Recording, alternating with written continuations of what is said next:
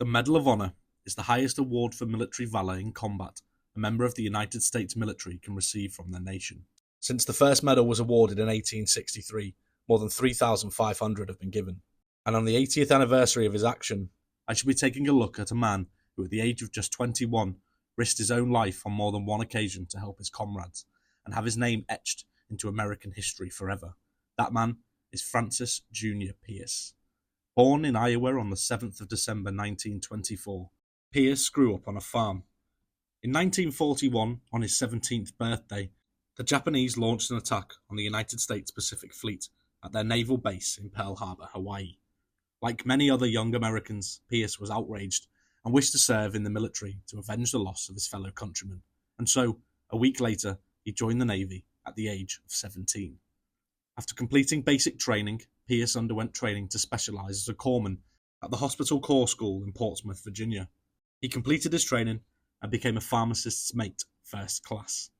In 1942, he transferred to the Fleet Marine Force School in North Carolina, learning skills to work in the field with the Marines, where he served until 1944, when he was sent to the 4th Marine Division at Camp Pendleton in California. In February 1944, the 4th Marine Division was deployed to Raw Namur, an island that makes up part of the Marshall Islands in the Pacific. Here, Pierce and the Marines learned the grim realities of war. Pierce, seeing fellow corpsmen gunned down due to being unarmed, armed himself with a Thompson submachine gun and used it effectively. And according to the Marine Corps University, he earned the nickname the Angel with a Tommy gun. He went on to take part in further brutal fighting on Tinian and Saipan with the Marines, staying in combat for most of the time there. He and the 4th Marines were then sent to Iwo Jima in February 1945. They took part on heavy fighting in the island, and it was here, on Iwo Jima, where Pierce would go on to perform incredible acts of bravery. For 4 weeks he served on the front line on Iwo Jima without relief, and he became an expert in the terrain and disposition of the enemy in his local area, which greatly aided his battalion's medical teams in evacuating and caring for wounded and dying Marines. On the 15th of March 1945, Pierce's unit were taking heavy and effective enemy fire, and a massive firefight took place. And during the action, several Marines became wounded. The Angel with the Tommy gun, as he was nicknamed, leapt into action. He drew the enemy's gunfire onto himself by running into the open, engaging them with his Thompson. In doing so, he came across a wounded Marine. Pierce began to help him, and during the treatment, the Marine was wounded once again by a sniper, injuring him further. Pierce, running low on ammunition and supplies, deliberately placed himself in danger to engage the sniper and keep his wounded patient alive. He did so, killing the sniper with the last burst of his ammunition. He hoisted the wounded Marine onto his back and carried him back through open ground under intense enemy fire to an aid station. And, after hearing of another wounded man, he once again returned to the open ground and retrieved him.